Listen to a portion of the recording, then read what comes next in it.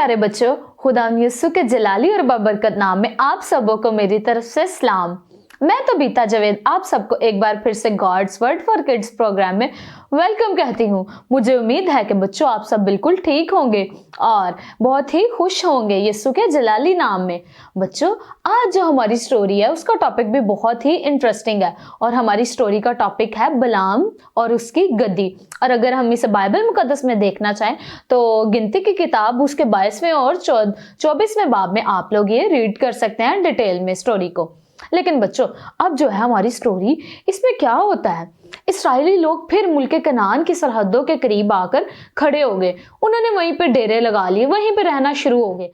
बच्चों, फिर क्या होता है, बल्क बादशाह कासिद को बलाम के पास भेजता है और उससे कहता है कि बलाम को कहे कि बड़ी कौम है जिसको रोकना है, उस पर लानत करनी है। वो मुल्क कनान की सरहदों पर आकर डेरे लगा लिए हैं और कासिद के हाथ में एक खास चीज, क्या, बड़ी सोने की थैली भेजता है ताकि उसको ये भी जाकर कहे अगर तू ये उन पर लानत भेजेगा, उन पर लानत करेगा तो ये सारे की सारे थैली तेरी होगी।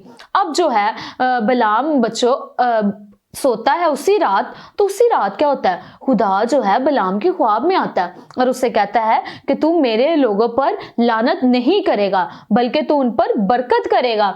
अब जो है बलाम जो है फिर भी थोड़ा सा कंफ्यूज होता है, लेकिन कासिद उसके पास दोबारा आता है और उसे बहुत सारा सोना, पहले तो एक बड़ी थैली लेकर आया था, फिर बहुत सारा सोना उसके आगे लेकर आता है। अगर तू बनी इस्राएल पर लानत करेगा तो ये सब सारा सोना मैं तुझे दे दूंगा।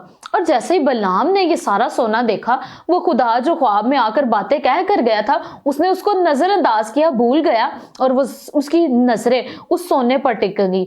और बच्चों, वो जल्दी से उसने पता क्या किया, अपनी गद्दी ली और उस पर सवार हो गया। अचानक एक जगह आकर गद्दी जो है रुक जाती। अब बलाम ने अपनी गद्दी से, वैसे वो बहुत प्यार करता था, लेकिन जब उसके माइंड में इतना सारा सोना है तो उसने अपनी गद्दी को जोर से मारा कि मुझे उन लोगों को जाकर रोकना है, उन पर लानत करनी है।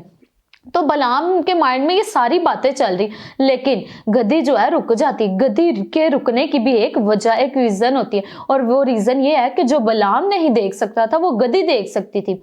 गद्दी रुक जाती है। क्यों रुकती है? खुदा का फरिश्ता जो है उसे रोकता है। बच्चों, ये कितनी प्यारी बात है कि खुदा, देखें, बनी इस्राएल कौम मुल्क कनान की सरहदों के करीब है, लेकिन खुदा उनकी हिफाजत के लिए यहाँ पे कितना काम कर रहा है, अपने फरिश्ता को भेजकर। और बच्चों, जब फरिश्ता है वो गद्दी को दिखाई देता है। अब वो एक बार रुकती है और बलाम उसे मारता है जोर से, वो फिर चलना शुरू हो जाती है जिधर कोई इशारा करता है। दूसरी बार तो बच्चों वो दीवार के साथ बिल्कुल लग जाती है, गद्दी बिल्कुल दीवार के साथ हो जाती है, चलना बंद कर देती है। फिर तो बलाम जो है फिर उसे जोर से मारता है, क्योंकि बलाम के पांव जो है दीवार के साथ बिल्कुल पिचक गए थे। वो गुस्से से गजबनाक होकर बोलना शुरू हो गया गद्दी को और गद्दी को फिर मारता है। बच्चों, अब तीसरी बार क्या होता है, पहली बार तो बच्चों गद्दी क्या करती है, रुक जाती है, लेकिन जब वो मारता है उसे फिर वो चलना शुरू हो जाती।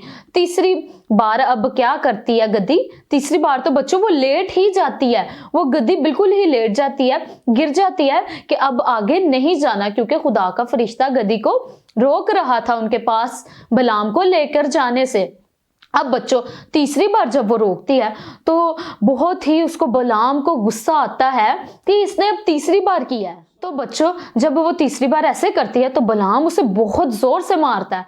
अब बच्चों, यहाँ पे क्या होता है, जब वो गद्दी को जोर से मारता है, गद्दी बहुत ही हलीमी से बोलना शुरू हो जाती, खुदा की तरफ से वो बोलना शुरू हो जाती और वो बड़े ही आराम से धीमे लहजे में कहती है कि ऐ मालिक, क्या मैंने कभी पहले तेरी नाफरमानी की है? क्या मैंने पहले कभी तेरी बात को टाला है?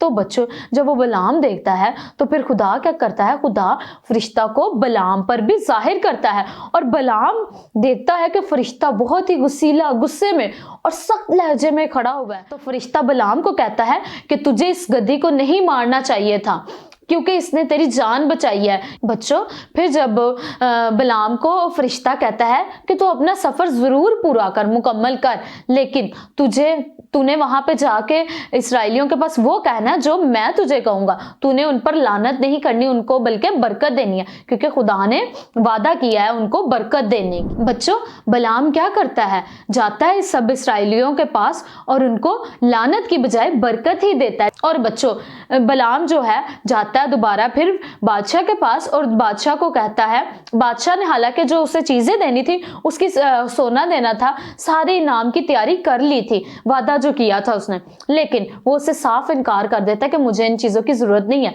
बल्कि मैं खुदा का हुक्म नहीं टाल सकता, मैं खुदा का हुक्म ही मानूंगा।